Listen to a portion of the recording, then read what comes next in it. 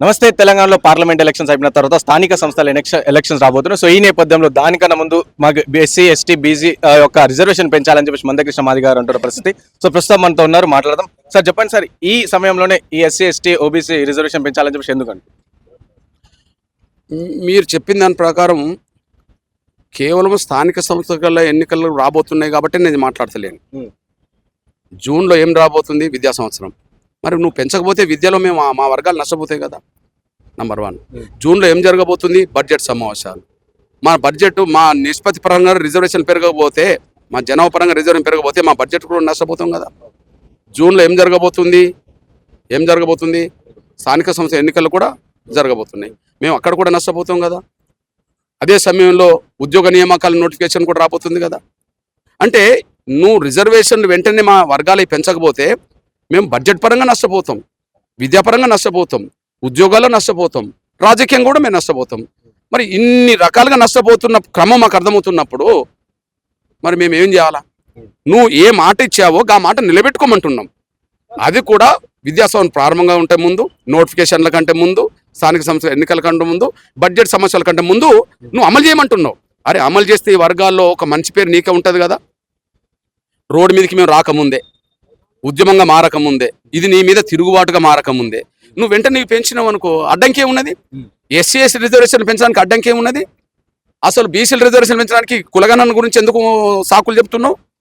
కులగణన నిర్మించడానికి 4 నెలలు ఎందుకు పట్టాలి? 4 నెలల టైం ఎందుకు పట్టాలి? సమగ్ర సర్వే కేసీఆర్ చేసిండని మనం అందరం ఒప్పుకుంటున్నాం కదా. 24 గంటల్లో జరిగింది కదా. అన్ని వర్గాల సమగ్ర survey, SC ST BC OC minority వర్గాల సమగ్ర సర్వే 24 గంటలు జరిగింది కదా. మరి ఒక్క ఓబీసీల జనాభా లెక్క కట్టడానికి 4 నెలలు ఎందుకు పట్టాలి?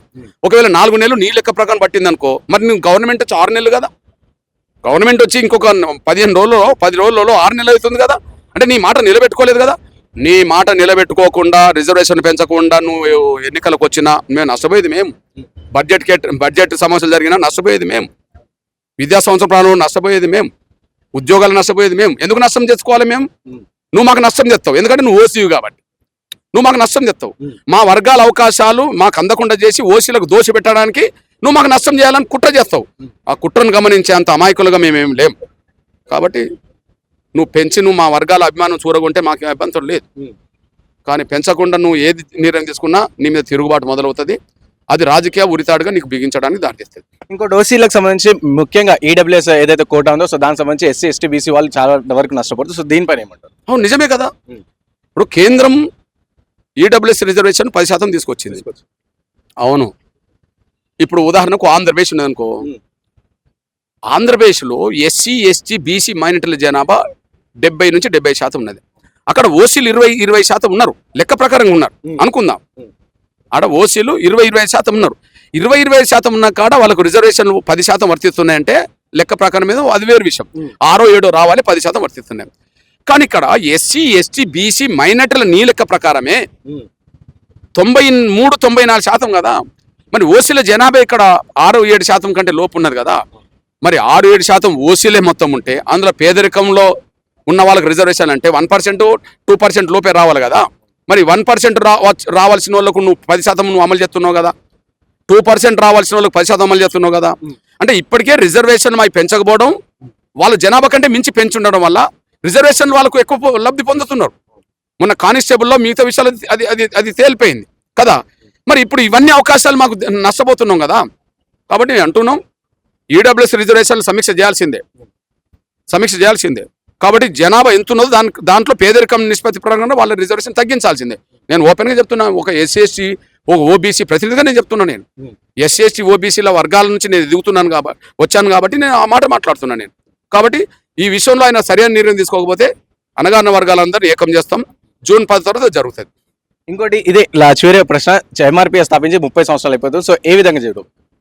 ఓకేనా, మాకు ఇవాళ అది వీడియో కాన్ఫరెన్స్ ఉన్నది. జూలై 7 నాటికి ఎంఆర్పీఎస్ ఏర్పడి 30 ఏళ్ళు అవుతున్న సందర్భంగా మాకు జాతీయ స్థాయి వీడియో కాన్ఫరెన్స్ మధ్యాహ్నం నుంచి ఉంటుంది. అందులో సరైన నిర్ణయం తీసుకుంటాం. ఏదైనా సరే ఒక సుదీర్ఘకాలంగా 30 ఏళ్ల పాటు జరుగుతున్న ఉద్యమం ఇది. నిలకడగా, ఎక్కడ రాజీ పడకుండా, ఎక్కడ వెనుకకు పోకుండా, ఎన్నో శ్రమలు కోర్చి, ఎన్నో నిర్బంధాలను తట్టుకొని, ఎన్నో కుట్రలను ఛేదించి కదా, ఎంతో మంది ప్రాణ త్యాగాలు జరిగిన తర్వాత 30 ఏళ్ళ ఉద్యమాన్ని నిలబెట్టుకుంటూ వచ్చేసాం. దానికి తగ్గట్టుగానే 30 ఏళ్ళ సుదీర్ఘ పోరాటానికి తగ్గట్టుగానే ఖచ్చితంగా ఆవిర్భావ దినోత్సవం కూడా జరుగుతుంది. ఎలా జరపాలి, ఎక్కడ జరపాలి అనే విషయం మధ్యాహ్నం మేము డిసైడ్ చేసుకుంటాం. సో విన్నారు కదా, ఇది పరిస్థితి. సో ఏదైతే స్థానిక సంస్థల ఎలక్షన్స్ కన్నా ముందే ఎలాగైనా సరే ఎస్సీ ఎస్టీ ఓబీసీ బీసీ వాళ్ళకి సంబంధించిన రిజర్వేషన్ పెంచాలని చెప్పేసి మందకృష్ణ గారు అంటారు. ఒకవేళ పెంచకపోతే మాత్రం జూలై 10 తర్వాత సో ఏం చేయాలో కూడా అది చేస్తామని చెప్పి చెప్తున్న పరిస్థితి. వీడియో జర్నలిస్ట్ సాయితో రాణా ప్రతాప్, హైదరాబాద్.